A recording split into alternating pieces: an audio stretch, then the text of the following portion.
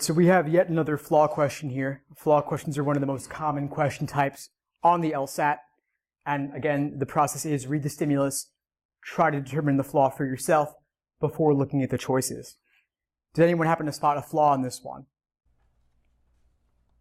I don't know if it's the right way to do it, but I just saw never and thought that it was super strong. And so the whole time when I was reading it, I just had never in my mind. Okay, well, maybe it could happen at some point. That's a good thing. I think you do want to be on the lookout for extreme language. Never is very strong, very difficult to actually satisfy. And when you say never, what do you think about? We're thinking about in the future. In the future, exactly. I think the future is key to this. Yeah, exactly. So their conclusion is about the future. And their evidence is about the present. We were talking earlier about evidence and conclusion indicators, and we do actually have one of those indicators here. Anyone spot an evidence or conclusion indicator in this stimulus? So an indicator is a word. It tells you, I guess, the structure is a good way to think about it. So because is an indicator of evidence, and thus is an indicator of conclusion. And there are several words like this. There's probably a half dozen common ones for evidence and a half dozen common ones for conclusion. There are lists online, lists on my site, and they tell you the structure of the argument. So if you have an evidence indicator, like because, then whatever immediately follows that will be evidence, and then the other part of the sentence, whether before or after, will be your conclusion.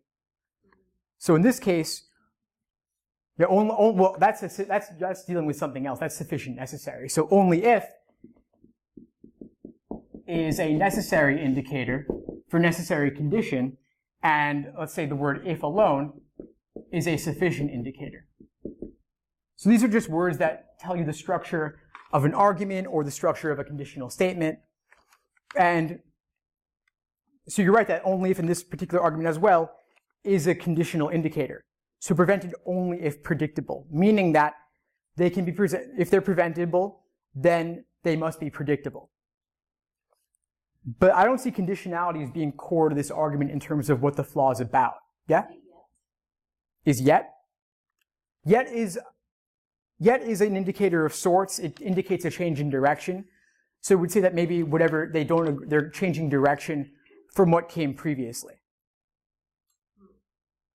So prevented only if predictable, yet economists can't predict, so therefore they can't prevent, is the ultimate conclusion there, or the inference there. But I'm thinking about just simply, back to our earlier conversation, evidence versus conclusion. Are there any evidence or conclusion indicators in this stimulus? Is 4 a common one? It is, yeah, so 4 is one of them. 4 means evidence. It's not the way that we talk in everyday casual language. It kind of reminds me of Old English a little bit. But that's what we're dealing with here. So global recessions can never be prevented they could be prevented only if they were predictable. So they can never be prevented. So future is never.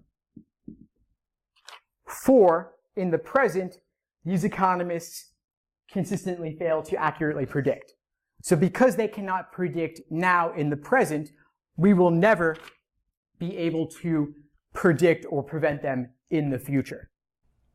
So is it safe to look at that sentence as broken up into 2 parts, and the stuff that comes before the 4 is the conclusion, stuff that comes after the 4 is the evidence? That's correct. That's exactly what I'm saying. Be the case, or is it hard and fast rules you can use? Yeah, I would say X for Y is saying that Y is the evidence, X is the conclusion.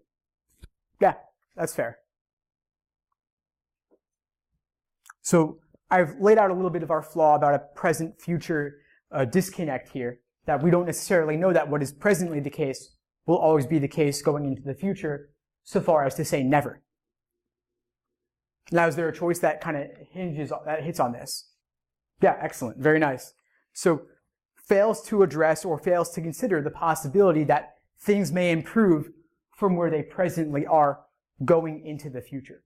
It's assuming that what is the case now will always be the case going forward, and things are not going to get better. A is describing circular reasoning, so that might seem tempting because it is presupposing or assuming something, but when you see circular reasoning, it's essentially going to be a much more direct restatement of what is in the evidence matched with what's in the conclusion. Like they'll pretty much saying the exact same thing. It's so absurd that it's hard to even think of an example because it's so ridiculous and out there. I feel like this is the most common one that is not it. Like I see this all the time, and and it always seems like that doesn't seem like what's happening. But I just now was like, what would that actually look like? And this would be like lower recessions, like can never be prevented because they can't be prevented. Exactly. Yeah, global recessions can't be prevented because we're not able to prevent recessions from occurring. Yeah. They throw this one in there often. Yeah. It's not bad. Or climate change is occurring because the changes are happening that we've never seen before.